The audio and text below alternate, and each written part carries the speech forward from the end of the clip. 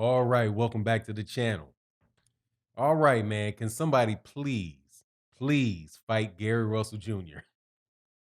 Gary Russell Jr. says that he broke the jaw of Terence Crawford some years ago, challenged him, Gervonta Davis, and everybody else and their mother to a fight. This is something that Gary Russell Jr. has been doing for the last several years right now. And I understand it 100% because there's something going on around the weight classes for Gary Russell Jr. and have been going on a long time that could have the dude real frustrated and basically, trying to do anything he can to get one of these guys into the ring with him.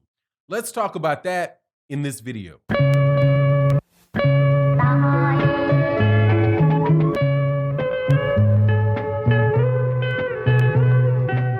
All right, welcome back to the channel. So, Gary Russell Jr., he was the 126-pound WBC champion, called out a bunch of people. I do believe this was on Fred from Barbershop Conversation show. I've been catching it through a lot of different programs, but I've heard Fred shows mentioned. I personally am in bed by like 10 o'clock Central Standard Time every night because I'm a morning person, so I don't actually get to see the show until it's on replay, and I haven't checked it out yet. But there's been enough conversations in my live streams and other people's comment sections to get the gist of what happened. Gary Russell Jr. had an altercation with Terence Crawford and hit Terence Crawford in the head and broke his jaw. Terence Crawford goes to the hospital, and now Gary Russell Jr. is throwing it in Terence Crawford's face 12 years later, saying, look, dude, I broke your jaw. Let's make this fight happen. Right? Now, Terence Crawford responded and said, look a little man trying to get fame off my name. All fair and good. Let's talk about it. Before we do, though, thank you guys so much for subscribing to the channel. If you're not subscribed, hit the subscribe button, hit the bell icon. Also, make sure you come by the live streams that we're doing at 11:40 a.m. every morning, Monday through Friday, and OG Boxing Talk on Sunday. Also, Patreons, check out your daily Patreon upload. It's going to be up there later on today. Had one up there yesterday. And shout out to everybody that's a channel member and supports. All right, so here's the thing, man. Just like clockwork, like I said, first video, it's the first video of the day because that's the video where my phone goes off because I always forget to turn it off.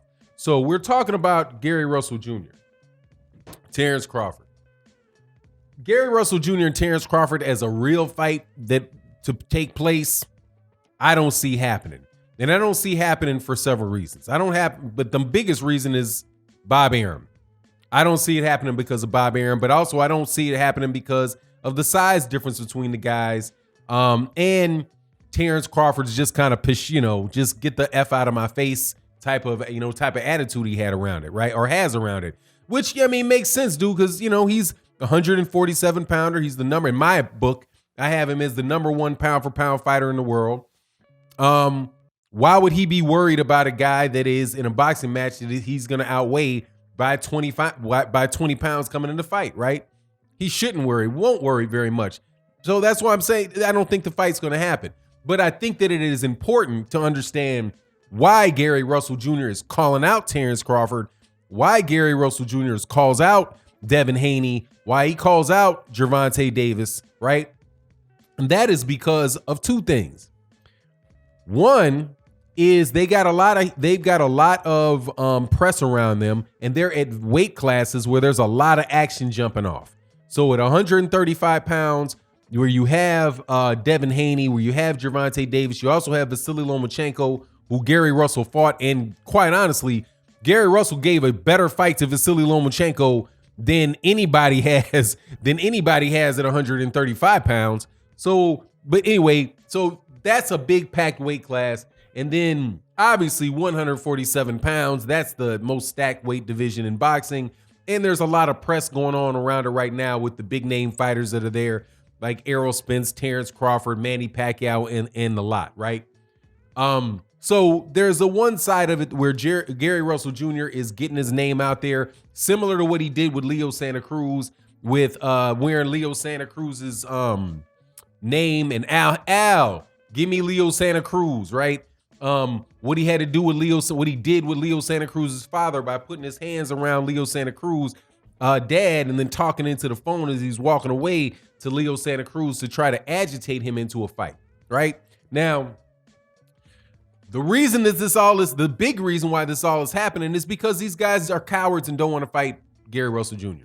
Now, I don't mean cowards in the sense of, right, like just walking around the street scared of your own shadow type of coward. But I'm talking about the boxing type of coward, right? Where you don't know if you can beat him. There's other guys that you can make more money fighting or make as much money fighting, you believe. And so you decide to fight somebody else without a belt or go up a weight class and do what you have to do not to fight the guy, right? And that's what Gary Russell Jr. has been experiencing his whole career, or at least as long as he's had the WBC belt for the last 5 years at 126 pounds, because guys come and go out of that weight class and they never mention his name. It's like he's invisible or something, right? You have Josh Warrington, Shakur Stevenson, Oscar Valdez, right? All in the same weight class as him. Oscar Valdez jumps up a weight class, and now he's looking for Miguel Berchelt. Well, he was a WBO, when he was a WBO 126-pound champion, wanted zero smoke with Gary Russell Jr. Josh Warrington out of the UK. Supposed to be this excellent fighter, blah, blah, blah, blah, blah. Wants zero smoke with the WBC champion, Gary Russell Jr. Shakur Stevenson, I kind of give him a pass on it because he is, he's a young and up-and-coming fighter, but I don't doubt that Shakur Stevenson would fight Gary Russell Jr. at all. But I do doubt very much that Andre Ward and James Prince would put him in there with Gary Russell Jr. because there is a significant chance of Shakur Stevenson taking an L. And while Andre Ward is talking about how he believes that Shakur Stevenson can be an all-time great fighter, it doesn't seem like he believes that Gary Russell Jr. is going to be one of the fighters that Shakur Stevenson fights on his way to this all-time great status. And I would suspect that the reason for that is the experience issue, the experience gap between Shakur Stevenson and Gary Russell Jr. Gary Russell Jr. is in his early 30s, and Shakur Stevenson is in his early 20s. Why put Shakur Stevenson there with Gary Russell Jr. now and get him beat when you can move Shakur Stevenson up past that weight class into the 130 pounds and let him beat up guys like Miguel Berchelt, let him beat up Oscar Valdez, if Oscar Valdez would even think about fighting him. But Oscar Valdez is a top-ranked fighter, so eventually Oscar Valdez probably is not going to have too much of a choice because they don't have the deepest cards. They don't have the biggest stable in the world over there. So, once Shakur Stevenson gets up to 130, 135 pounds, those guys are going to have to fight Shakur Stevenson. But Gary Russell Jr. not in that plan, right? So that's what I think this is really about with Gary Russell Jr. Look, man, if people are not willing to fight the best fighters, and then you put those fighters in a position where they can never get the accolades that they would have if people would fight them. Oftentimes we hear, I had this conversation, it's a really dumb conversation that I had with somebody on Twitter. Not that they're dumb, they just don't, man, I just think people really get attached to the fighters that the media is pushing. So they watch the fighters that media are pushing, and the fighters not being pushed by the media. Somehow they're not able to really give the fighter the credit or see what the fighter can do in the ring. So you don't see Gary Russell Jr. on pound for pound lists, right? So they're like, well, who has he fought? He's not quite there yet.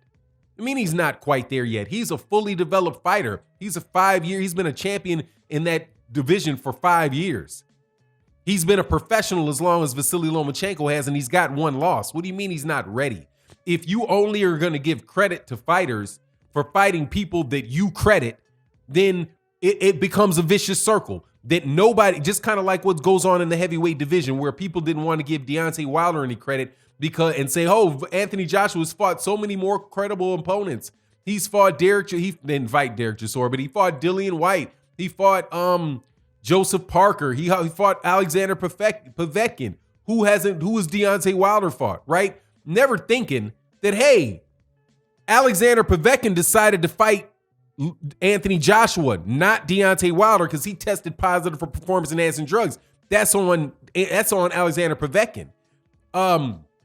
Joseph Parker went to a fight to watch Deontay Wilder, chose not to fight Deontay Wilder, chose to fight Anthony Joshua.